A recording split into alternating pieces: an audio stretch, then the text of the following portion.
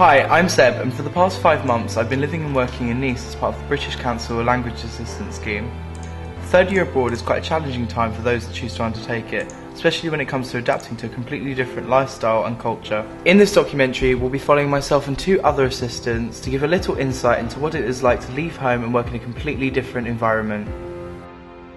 So, the night before I came to Nice was possibly the scariest night of my life ever.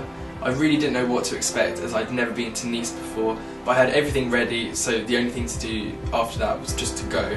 So I caught my plane to Nice, everything was fine, I found my hotel without a hitch, I planned everything down to a T before I came, so that was all good, but this being scared completely disappeared. As soon as I arrived it was sort of like this business mode sort of thing. So I thought I'd be a bit more hesitant about things than I actually was, but actually when it came down to it I knew exactly what I wanted to do and just got on with it, even though I was potentially quite nervous about it. Things like talking on the phone in French to my mentor teacher was initially quite scary, but you soon got used to it.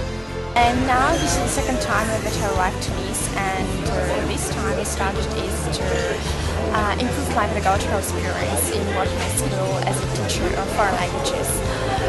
So my feelings in general, they were quite positive, and I would say that for me, well, I like France and I like French language, so it's only a good experience for me. When I first got to Nice, on the first day I looked around some houses, fairly chillaxed day actually, and then I quickly, on the second day I went to the school to go and introduce myself, which was really nice. All the teachers were really helpful.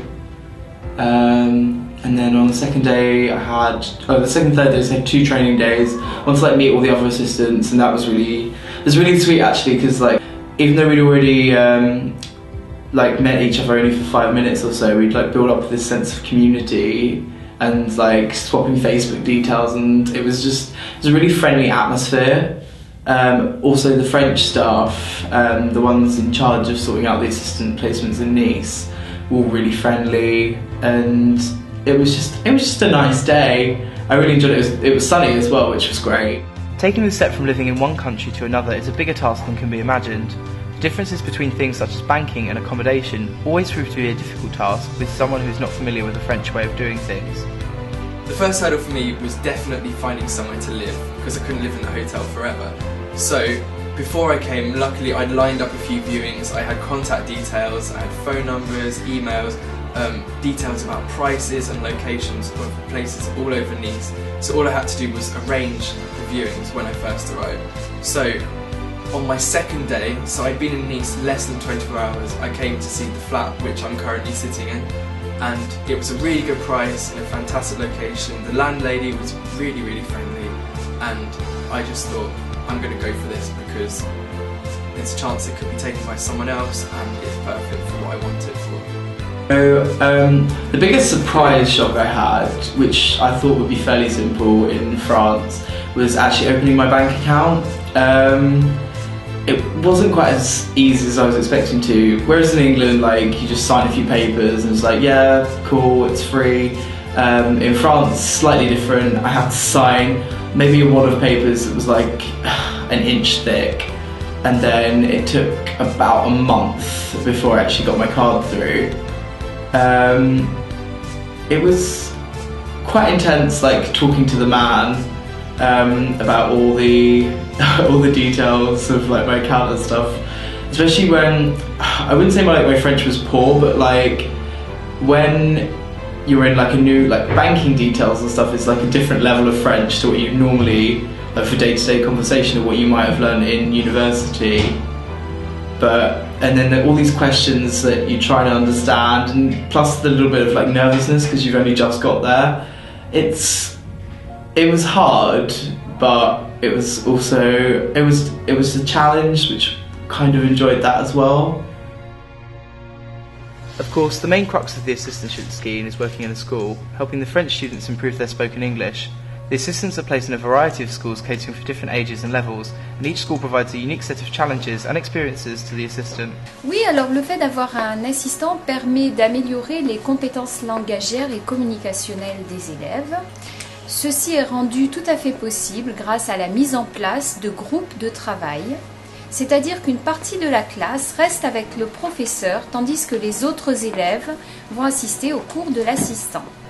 Chaque élève peut donc communiquer et faire communiquer plus facilement ses camarades.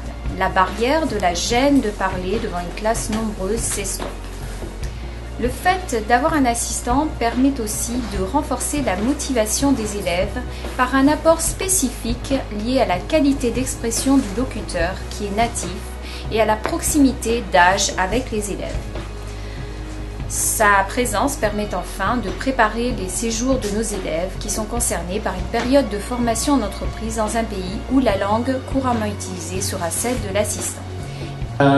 Working in the school it's a mixed experience. It really depends on what kind of school you're working in. The school I work in is a lycée professionnel, which is it's basically the equivalent of like a college in the UK, whereas people they do more vocational subjects there. So, but the system in France means they have to learn English. It's quite a challenge in that in some cases the kids just don't want to be there, which at 18, if you've been and you don't find you're getting anything from school, I can understand. But there are also some like really good classes I have that I really enjoy, and although sometimes preparing the work for them or tailoring the work for them is for me sometimes a bit of a challenge, considering I've not had any like formal teacher training aside from the training days a while back.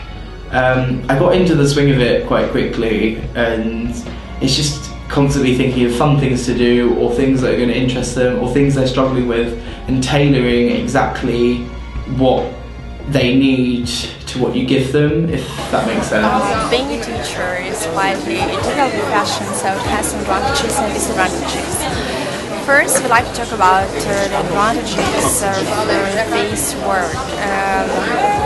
I would say that learning and teaching my students, I get to know more cultural differences and cultural realities about France.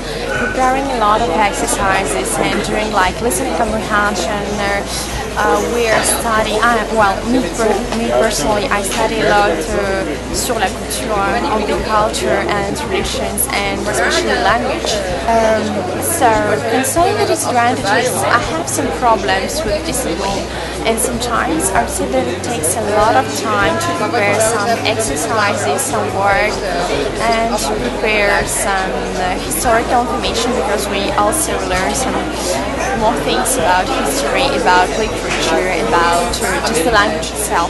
But what is good is that when you're speaking a native language, you never realize all these structures, all the grammatical features that you can find right now learning, just teaching your native language as a foreign language for French students. So, as you can see, the assistantship programme is both challenging and rewarding. Living in France, a world so different from my home in the UK, has at times been quite difficult. However, overall has been an extremely enjoyable experience. I would encourage everyone to consider the scheme, so hope to see you here soon.